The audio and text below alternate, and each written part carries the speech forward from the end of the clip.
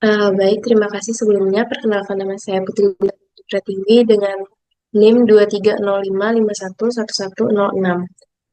Di sini saya akan mensimulasikan cara penggunaan MS Project. Sebelum itu, pertama-tama kita harus menyiapkan data Excel terlebih dahulu,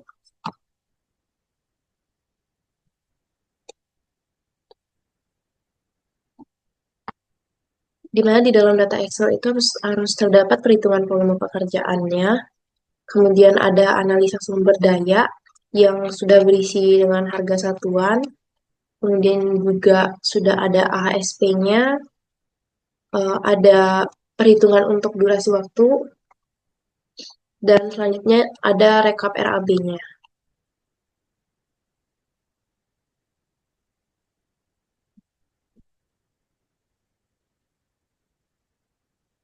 Baik, kita kembali ke MS Project. Jadi sebelum memulai menggunakan MS Project, pertama-tama ada beberapa hal yang harus di setting terlebih dahulu. Jadi kita bisa klik File, kemudian ke Option, lalu Display. Nah, kita bisa mengganti currency-nya ke IDR atau mata uang Indonesia dengan digit desimalnya ada 2. Kemudian untuk kategori kalendernya bisa pakai Georgian Calendar. Selanjutnya ke menu schedule. Di sini kita mengatur terkait penjadwalan pekerjaan, di mana untuk pekerjaan akan dilakukan selama 8 jam per hari dengan rincian waktu mulai pekerjaan adalah jam 8 pagi dan berakhir di di jam 5 sore. Jadi ini tidak perlu diubah lagi kalau dari saya karena pekerjaan saya di settingnya 8 jam dengan rincian hari tersebut. Kemudian week startnya pakai Sunday, lalu untuk manually schedule diganti menjadi auto schedule. Kemudian durasinya sebenarnya bisa diganti ke week, month juga bisa, tapi saya lebih memilih menggunakan days untuk lebih rinci lagi perhitungannya karena di Excel juga saya pakainya days.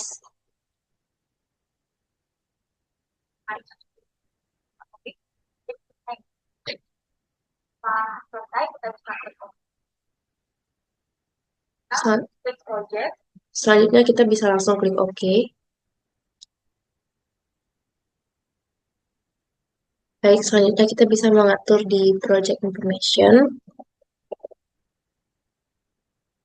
Untuk tanggal mulai proyeknya adalah di tanggal 29 Januari 2025.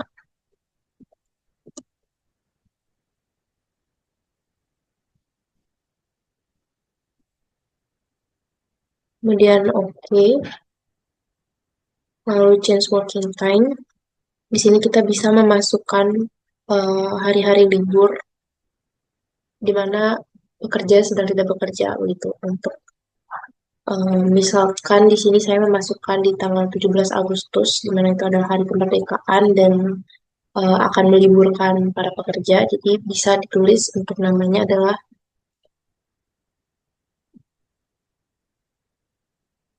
hari kemerdekaan. Startnya mulai dari tanggal 17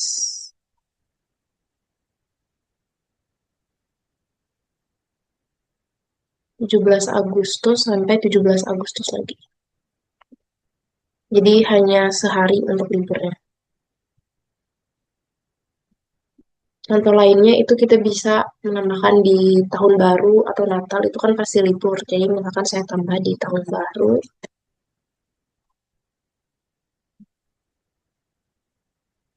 tanggal 1 Januari 2026 begitu. Lalu bisa diinputkan untuk hari-hari lainnya. Kemudian ketika sudah selesai menginput kita bisa langsung klik OK. Jadi karena videonya supaya tidak terlalu panjang durasinya akan saya inputkan, tetapi tidak saya rekam semuanya. Baik, selanjutnya kita bisa mengcopy nama pekerjaan dari Excel dan kita bisa langsung paste saja. Setelah itu kita harus melakukan indent outdent karena Microsoft Project itu bekerja dengan metode WBS, jadi ada pekerjaan rinciannya atau anak-anak pekerjaannya gitu. Nah, untuk itu kita bisa select bagian yang merupakan pekerjaan rincian pekerjaannya itu kemudian kita kertas lalu kita indent. Nah, dia jadi seperti ini. Jadi seolah-olah dia berada sedikit lebih ke kanan dibandingkan dengan pekerjaan intinya gitu. Dan baik, setelah sudah semua, di sini kita akan memasukkan durasi pekerjaan di row ini, di kolom ini maksudnya. Untuk durasi pekerjaan sama juga kita bisa langsung copy dari Excel. Lalu untuk start date-nya itu kita ambil di tanggal 30 ya, 30 Januari 2025. Selanjutnya,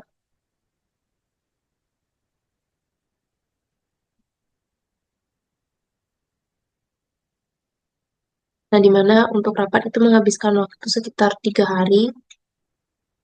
Selanjutnya kita masukkan predecessor, bisa tinggal di copy juga.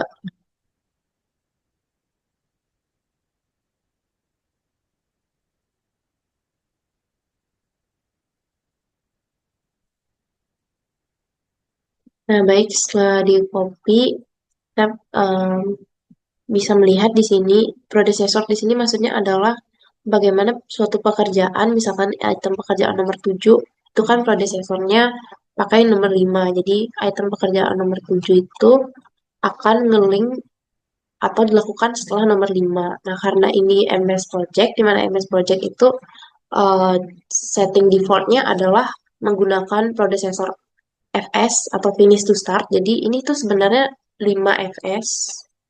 Tapi kalau kita enter, nah dia akan muncul 5 aja. Jadi sebenarnya ini adalah 5 FS, jadi artinya pekerjaan item pekerjaan nomor 7 itu bisa dilakukan setelah item pekerjaan nomor 5 itu selesai dikerjakan. Jadi setelah tanggal 6 itu di tanggal 7 kita baru bisa melakukan pekerjaan di item nomor 7.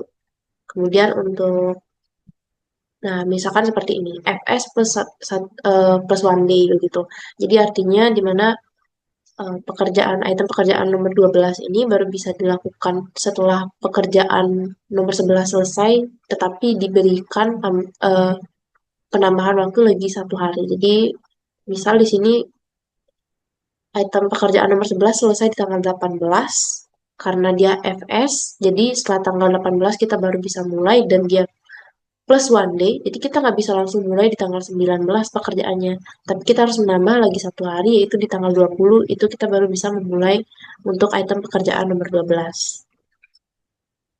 Sebenarnya ada juga predecessor yang lain, nah kayak misalkan ada SS. SS itu artinya start to start, jadi bisa dilakukan secara bersamaan. Jadi ketika item pekerjaan nomor 59 itu sudah dimulai, item pekerjaan nomor 60 juga bisa dimulai. Jadi bisa dilihat di tanggalnya itu dimulainya pada tanggal yang sama. Baik, selanjutnya setelah semuanya sudah dimasukkan, yaitu dari task name, duration, sampai ke predecessor, itu nanti dia akan dihitung secara otomatis untuk tanggal-tanggalnya, dan ini sudah include dengan hari libur nasional. Jadi kalau misal ada hari tidak bekerja atau hari libur nasional, itu akan dilewati 1 hari, baru di tanggal berikutnya dilanjut. Misalkan saya kita mulai bekerja di tanggal eh, 30 Desember misalnya. Nah, tanggal 30 Desember itu kita bisa bekerja, tetapi tanggal 1 Januari itu adalah hari libur karena tahun baru. Jadi, misalkan suatu item pekerjaan yang dikerjakan tanggal 30 Desember itu eh, perlu waktu 3 hari untuk selesai, maka dia bisa dikerjakan di tanggal 30, 31, kemudian tanggal satunya libur, jadi baru bisa lanjut dikerjakan lagi di tanggal 2 Januari, seperti itu.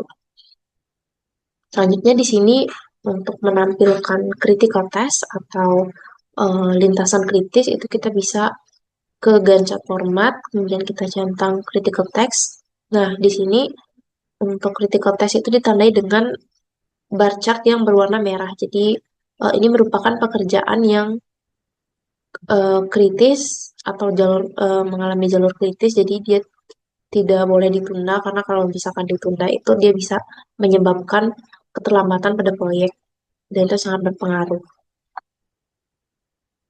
Baik, selanjutnya mungkin bisa saya off-kan dulu. Baik, step selanjutnya setelah kita sudah selesai di sheet yang ini, kita akan pergi ke research sheets, di mana kita akan memasukkan terkait dengan sumber daya, baik sumber daya manusia maupun material yang digunakan. Jadi untuk research itu sebenarnya saya sendiri sudah menyiapkan di Excel, jadi tinggal di copy saja. Sudah termasuk dengan harga satuan dan satuan dari resource tersebut begitu. Jadi misal kita masukkan dulu untuk yang sumber daya,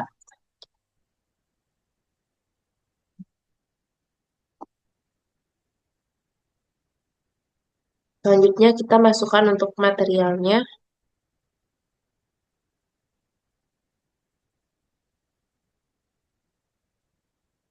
Nah, setelah itu kita bisa memasukkan harganya atau standar rate.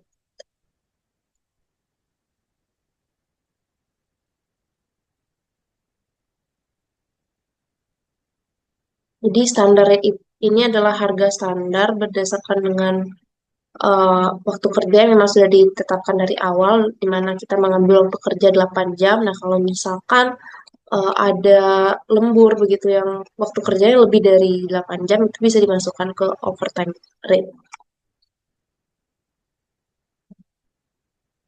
Selanjutnya adalah memasukkan berapa jumlah pekerja yang digunakan.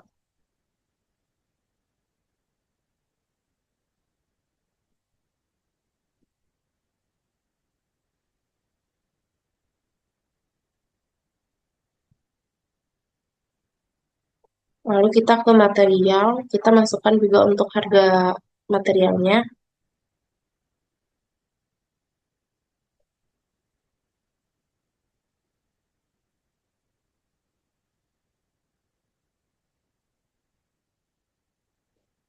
Baik, tapi sebelum itu ada yang perlu diperhatikan di sini. Ini adalah bagian type. Jadi di bagian type itu untuk para pekerja itu dimasukkan ke type work. Sedangkan untuk material itu dimasukkannya ke type. Jadi karena tadi kita baru memasukkan untuk material, jadi ini harga-harganya itu mengulang lagi harus kita masukkan lagi. Nah, untuk itu kita bisa copy saja dari Excel.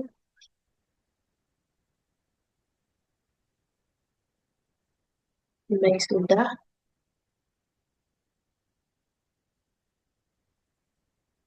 Baik, selanjutnya setelah kita sudah mengisi untuk bagian research sheet, kita bisa kembali lagi ke halaman awal untuk di tas.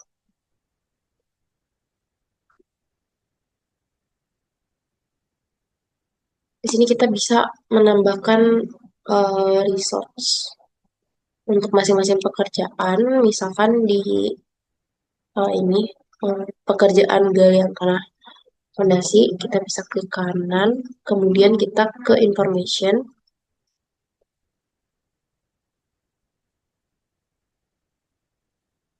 Baik, selain member, kita juga perlu pekerja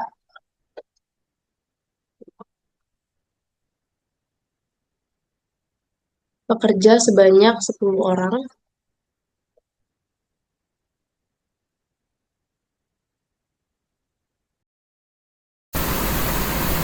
Maaf sebelumnya karena terdapat kesalahan di mana saya sendiri lupa untuk mengganti dari per hari, per hours atau per jam, itu harusnya diganti ke per day atau per hari. Selanjutnya, jika kita ingin mengetahui berapa total cost yang diperlukan untuk menyelesaikan proyek ini, itu ada dua cara yang bisa dilakukan. Cara pertama, kita bisa insert di kolom baru begitu. Kita bisa ketik saja cost. Nah, nanti dia akan terinput otomatis berapa cost yang diperlukan untuk masing-masing pekerjaan. Nah, kalau misalkan kita ingin cepat begitu, kita perlu data cepat untuk mengetahui berapa sih cost totalnya. Nah, kita bisa pergi ke project, lalu project information. Nah, di sini kita klik statistik.